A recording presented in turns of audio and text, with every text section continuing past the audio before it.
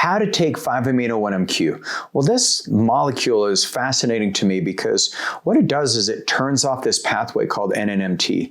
And they found in the studies, they gave it to elderly mice, and then they also gave it to young mice, and they tested their grip strength. And this is important because grip strength, what we found in the literature is if you have a weak grip strength, you're increasing your chances of dying of all causes by 67%. And so I know we're not mice, and so this doesn't translate perfectly, but what they found is in these aged mice that were using this once daily dosing for 8 weeks produced roughly 40% greater grip strength in the sedentary aged mice, and then about 60% increase in grip strength in the exercise mice. And so that tells us that sustained exposure matters more than clock timing in mice. For humans, we don't know, but in this video, what we're going to do is deconstruct everything we know about 5-amino-methylquinoline, and we'll talk to you about some of the studies of 5-amino-1-MQ, I'm going to say it that way, and then we're going to talk about what we know, what we don't know on this,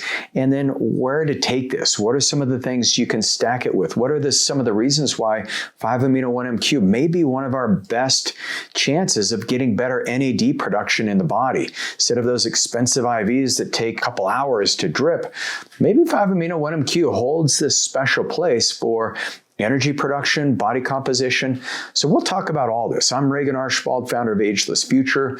We want you to look, feel, and perform your best at any age. I make these videos because a lot of people don't know where to access good quality 503A pharmaceutical grade peptides, and using medical licensed prescribers to access the peptides based on what your body needs. That's what we do at Ageless Future. And so go to agelessfuture.com and you can get your personalized peptide protocols and lifetime longevity medicine. So let's jump in.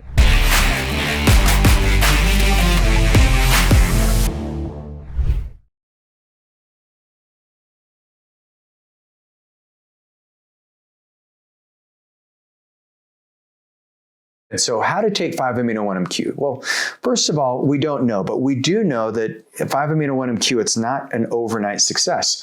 What we found, at least in these rat studies, is that it was that consistency. And remember, that consistency led to better grip strength in the sedentary aged mice. But if they applied exercise, that grip strength went from 40% improvement in being sedentary.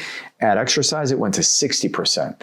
So that is pretty exciting. The route of administration in these mice, they did subcutaneous and they did oral. And they found that the oral bioavailability was about 38% with a half-life of nearly 7 hours. And then they also found with the intravenous, the half-life was roughly about 3.5 to 4 hours of a half-life intravenously. But they did find that the dosing needed to scale up, and they found that these mice did better as they went from 20 milligrams a day, and then after a few days, then they increased it to 20 milligrams twice a day, and then 20 milligrams 3 times a day. And they found that these mice did better. Their metabolic rate improved, and then these were mice that were fed an obese diet. These were mice that were obese, and these mice had a massive body composition change. They also burned more energy, even as they were not exercised. They also found that over time, when they got to the highest dose, that's where they noticed the highest levels of this lipolysis, or the breakdown of fat. They found that by inhibiting this NNMT pathway, these mice stopped recruiting fat cells. The safety of these mice, it was well tolerated. They're using higher doses, if you look at it, milligram per kilogram, versus in the human data, what most of us in the peptide world have landed on is about 50 milligrams once a day for 7 days, and then you increase to 100 milligrams daily for about 7 days, and then you go up to 150 milligrams, and that's roughly for about 2 weeks, and that's one cycle, and you can stack 2 or 3 cycles of 5-amino-1-MQ together.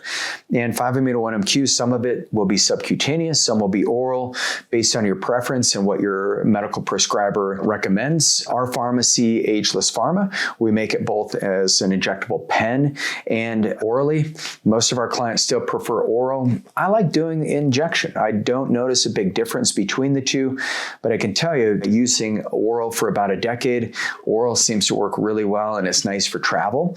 And I like doing these cycles about twice a year. So what does it actually do? Well, the thing you want to test before you'd ever start on something like 5-AMINO-1-MQ, look at your liver enzymes. The liver enzymes are really important, your ALT, your AST, because NNMT is highly expressed in the liver. You want to look at your lipid panel. At least in the mouse models, they found that there's a lowering of cholesterol, specifically LDL, a lowering of triglycerides. Remember, these mice were on this like kind of fast food diet. And the 2024 Frontiers Review notes that while preclinical NNMT inhibition shows this benefit to the cardiometabolic system, the mechanisms remain elusive and there's no human trials. So once again, work with your doctor on this. Do not use the research use only, not for human consumption peptides. Now, this is where monitoring is how we can respect the gap and we can understand, is this actually helping your body move the needle? I can tell you as an N of 1, anecdotally, patients who I've spoken to, they have a noticeable change in their body's ability to move. They feel like they're young again. You notice a proprioception change. I mentioned the grip strength in these mice, but they also measured their skeletal muscle contractility rate. Then they find that contractility went up almost 100%. But specifically in the soleus, that muscle that helps us jump, the soleus muscle in the bottom of your leg, that contractility improved by about 38%. And so many patients that we've worked with, they notice that their vertical leap improves. They notice they can sprint faster. They also notice that they have better balance. And so this could be a really phenomenal treatment in somebody who's elderly. I can tell you with my own mother, when we've got her on this, she's noticed a difference in her proprioception and her balance. And that's something I'm always concerned about. I just came from my grandmother's 95th birthday, and it's so exciting to see her. She's still on the family ranch, 300 acres in Idaho, gorgeous place. And she's painted her house. She's remodeled one of the rooms in her house. She's just so vibrant. And I think about the biggest risk she has is falling and breaking her hip. And so she's very cautious of where she moves. But I think in longevity medicine, our goal is to get you healthier every decade of your life. And 5-AMINO-1-MQ could be a really good place for us to start seeing and applying this treatment. If you apply that to something like sarcotropin, which I've got other videos on that will provide a link in the show notes, but sarcotropin is a growth hormone releasing peptide.